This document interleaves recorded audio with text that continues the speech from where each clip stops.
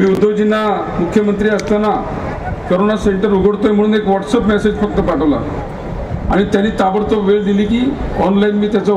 उद्घाटन करीन आणि करोना सेंटरचं उद्घाटन झालं। आणि करोना सेंटर करण्याची जी माझी भावना होती त्या भावनेमुळेच मला मेडिकल हॉस्पिटलची परवानगी मिळाली। आता मेडिकल हॉस्पिटल शिवाय मेडिकल कॉलेज मिळू शकत नाही आणि मग मेडिकल हॉस्पिटल मिळाला। करोना हा चांगला हेतू होता माझा। चांगल्या हेतूमुळे आपण जे आध्यात्मिक विषयात सगळेजण असतो त्या आध्यात्मिक विषयातलं जिवंत उदाहरण मी कृतीमधलं आहे। चांगला हेतू ठेवला तर जे आपल्याला स्वप्न बघायचं ते पूर्ण होतं आणि चांगला हेतू असला तर स्वप्न पडतो आणि ते आवश्यकता जेवढी असते। जर कार्यकर्ता एखादा आपण म्हणतो शिवसेना प्रमुखांनी 80% समाजकारण सांगितलंय तर मग कार्यकर्त्याला लोकांचं काम करण्याची स्वप्न नक्की पडणारच आणि ती स्वप्न एक एक पडत जातात आणि ती पूर्ण करण्याची ताकद सुद्धा आपल्यासारखा समाज देत असतो। आपल्यासारखा समाज काही वेळेला सुरुवात करतो आपण जेव्हा या ठिकाणी शिवसेनेचे नेते केंद्रीय मंत्री रायगड जिल्ह्याचे सर्वेसर्वा गीते साहेब आदरणीय आनंदजी गीते साहेब यांचं आगमन झालेलं आहे। आपल्या सगळ्यांना विनंती आहे आपलं जेवण झालं असेल नसेल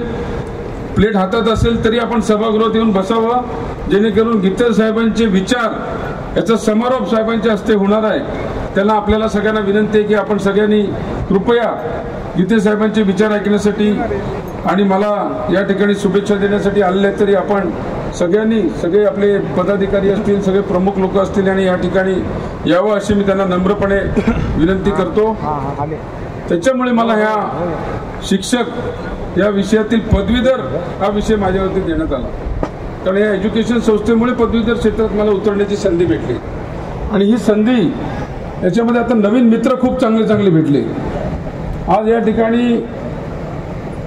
अभ्यंकर साहेब सारखा एक माणूस ज्यांच्या जवळून मी त्यांना पाहिलंय अख्ख्या शिक्षण क्षेत्रातलं महर्षी आहे। शिक्षण क्षेत्रातलं त्यांनी अमूलाग्र असं काम केलेलं आहे आणि त्या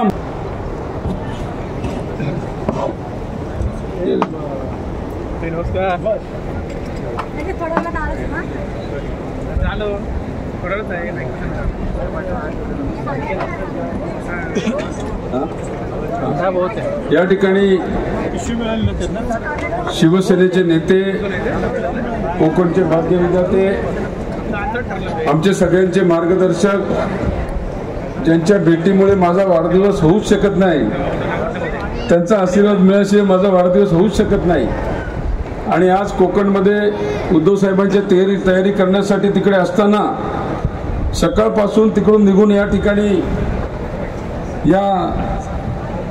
वाढदिवसाला पण शुभेच्छा सर्व रायगड जिल्ह्यातील ज्यांना सन्मान केलाय त्यांना शुभेच्छा देण्यासाठी आदरणीय आज रायगड जिल्ह्यातील जेवढ्या शिक्षण संस्था आहेत आणि जेवढे तालुका आहेत त्या तालुक्यातील शिक्षण क्षेत्रामध्ये शिक्षकांमधून काम केलेले जे उत्कृष्ट शिक्षक आहेत त्यांना पुरस्कार देण्याचं ठरवलं आणि आज रायगड जिल्ह्याच्या पोलादपूर पासून उरणपर्यंत मुरुड पासून अगदी खालापूर पर्यंत पनवेल शहरासह सर्व शैक्षणिक संस्थेतले जवळजवळ पारितोषिक ज्यांना दिलंय आणि पारितोषिक देताना प्रत्येकाचं महत्व रोशन तांडेल यांनी भाषणामध्ये सांगितलंय की यांचं हा कर्तृत्व आहे यांचं ते कर्तृत्व आहे त्यांचं ते कर्तृत्व आहे म्हणजे पारितोषिक निवड सुद्धा अतिशय चांगली केलेली आहे आणि साहेब यांचं सगळं नेतृत्व करणारे आपले भगत साहेब यांच्याकडे कोकणचं शिक्षक सेनेचं पद आहे आणि आज माझा वाढदिवस आणि त्यांनी सांगितलेली सूचना ह्या दोन्ही गोष्टीचा योग आला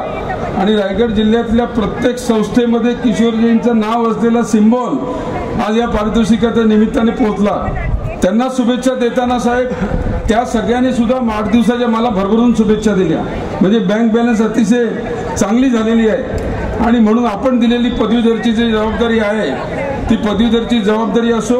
लोकसभेची निवडणूक असो येणारी विधानसभेची निवडणूक असो अस्वाद पाटील सुद्धा या ठिकाणी उपस्थित होते। या ठिकाणी आता रायगड जिल्हा बँकेचे उपाध्यक्ष खैरे साहेब पण आहेत आणि मुंबई कोकणसह या शिक्षकांचे सगळे नेतृत्व करणारे प्रमुख पदाधिकारी भगत साहेबांच्या बरोबर उपस्थित आहेत। त्याचबरोबर अभ्यंकर साहेब यांच्या मार्गदर्शनाखाली हा विषय ठरला गेला आणि अगदी जाहीरपणे सगळ्या शिक्षकांनी स्वतःच्या मनोगतामध्ये आपल्या पक्षाची मनापासून पक्षाला सोबत राहण्याची शब्द दिला, पदवीधरला सोबत राहण्याचा शब्द दिला। शिक्षकांना माहिती आता की जे सरकार चाललेलं आहे या सरकारमध्ये प्रायव्हेटायझेशन चाललेलं असल्यामुळे संस्था बंद करण्याच्या तयारीत या मंडळी आहेत आणि म्हणून जर आपण एकत्र नाही राहिलो तर भविष्य आपलं बरोबर नाही आहे आणि तर मग एकत्र कोणाच्या खाली राहायचं, कुठल्या पक्षाखाली राहायचं, तर ते नेतृत्व फक्त उद्धव बाळासाहेब ठाकरे यांचं आहे आणि त्या नेतृत्वाच्या मध्ये जोमा अभ्यंकर सारखे जे या विषयातले प्रमुख महर्षी आहेत ज्यांना आपल्या मुंबईमध्ये पदवीधरचं महत्त्वाचं पद दिलेलं आहे आणि भविष्यातले ते आपले आमदार सुद्धा आहेत, त्यांच्या नेतृत्वाखाली ही सगळी संघटना या ठिकाणी रायगडचं आता पहिलं सुरुवात झाली आहे। आम्ही ही सुरुवात सिंधुदुर्ग, रत्नागिरी, ठाणे सगळ्या लोकसभेमध्ये करणार आहोत आणि एक चांगली मैत्रीचं नातं शिक्षकांचं आणि आमचं आणि शिक्षक सेनेचं आणि आमचं झालेलं आहे आणि मी सगळ्या शिक्षक सेनेच्या पदाधिकाऱ्यांना मनापासून धन्यवाद देतो। याच्यामध्ये काम करणारे भगत साहेबांच्या सोबत रायगड जिल्ह्यातील रोशन हे माझा फार जुना मित्र आहे, ज्यांनी ही सगळी यंत्रणा लावली। रोशनचं माझं नातं एक वेळ असं होती की एक फक्त कर्ज प्रकरण होतं त्यांचं आणि महाराष्ट्र सरकारच्या अजित पवारांच्याकडे ते प्रकरण होतं आणि मला त्यांनी सांगितलं एक कर्जाचं प्रकरण साहेब बरेच दिवस झाले, 5 वर्ष झाली अजून होत नाही आणि अजित पवारांचे जे सेक्रेटरी होते जाधव यांना मी भेटलो, त्यांनी एक फाईल करण्यासाठी अख्ख्या महाराष्ट्रातली सगळी कर्ज प्रकरणं त्यांना मंजूर करावी लागली। तो माझा मित्र रोशन आहे, इथे आपले सर्व कार्यकर्ते पण आहेत आणि या सर्व कामासाठी आपल्या भारतीय एज्युकेशन मधून नांदगावकर आणि त्यांच्या सर्व सहकाऱ्यांनी यांनी सुद्धा सगळं व्यवस्था केली आणि आज सकाळपासून जवळजवळ 700-800 लोक साहेब प्रत्येक ज्याला आपण पुरस्कार दिला त्यांनी त्यांच्या कुटुंबियांना त्यांच्या सहकाऱ्यांना घेऊन या ठिकाणी उपस्थिती दाखवली। सगळ्यांना मी या ठिकाणी मला वाढदिवसाला शुभेच्छा दिल्या त्याबद्दल त्यांचा आभार मानतो। त्याचबरोबर त्यांना जे पुरस्कार दिले हे पुरस्कार अजून जास्तीत जास्त संधी देण्याची संधी मला मिळेल अशी मी अपेक्षा व्यक्त करतो। आपलं नातं अजून घट्ट करून आपण पदवीधरच्या निवडणुकीत सुद्धा आपल्या एका शिक्षकांनी ठरवलं तर 100 मतं ते आणू शकतात आणि ते काम आपल्याला करायचंय। लोकसभेमध्ये गीते साहेबांना पूर्ण संधी दिलेली आहे, गीते साहेबांना सगळ्यांच्या मनात ते नाव आता बसलेलं आहे। समोरचे तर अजून भांडतायत आपसात कोण करणार काय करणार, पण आमच्या प्रचाराची यंत्रणा जवळजवळ एक राऊंड गीते साहेबांचा पूर्ण मतदारसंघात पूर्ण झालेला आहे आणि म्हणून भावी खासदार भावी केंद्रीय मंत्री आपल्याला पुन्हा लाभणार आहे। त्यानंतर जूनमध्ये निवडणूक आहे, त्याच्यामध्ये आमदार म्हणून मला जायचं आणि त्याच्यानंतर महाराष्ट्राच्या विधानसभेवरती पक्षप्रमुख आदरणीय उद्धवसाहेब ठाकरे यांना मुख्यमंत्री म्हणून बघायचे।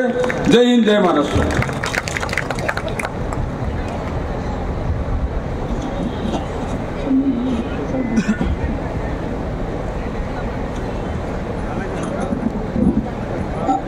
आज सन्माननीय श्री किशोरजी जैन यांच्या वाढदिवसाचा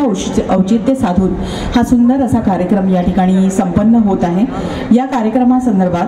की मला असं म्हणावं असं वाटतं की पुन्हा पुन्हा तुमचा जन्मदिवस यावा, पुन्हा पुन्हा तुमचा जन्मदिवस यावा,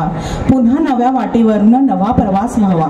पुन्हा अनुभवावे तुम्ही आनंदाचे नवीन पर्व आणि तुमच्या आनंदाचे कारण असावे आम्ही सर्व आणि अशाच पुन्हा एकदा शिवमय शुभेच्छा देण्यासाठी सन्माननीय श्रीयुत माजी केंद्रीय मंत्री माननीय श्रीयुत अनंतजी गीते या ठिकाणी तुम्हाला या शिवमय शुभेच्छा देण्यासाठी आलेले आहेत। त्यांच्याकडून हा छोटासा सोहळा सत्कार सोहळा तुमचा आम्ही या वाढदिवसानिमित्त या ठिकाणी आयोजित करत आहोत। सन्माननीय माजी केंद्रीय मंत्री माननीय श्रीयुत अनंतजी गीते यांच्या हस्ते माननीय श्री किशोरजी जैन यांना आपण या ठिकाणी शाल आणि पुष्पगुच्छ देऊन त्यांच्या वाढदिवसानिमित्त त्यांचं अभिष्ट चिंतन करत आहोत।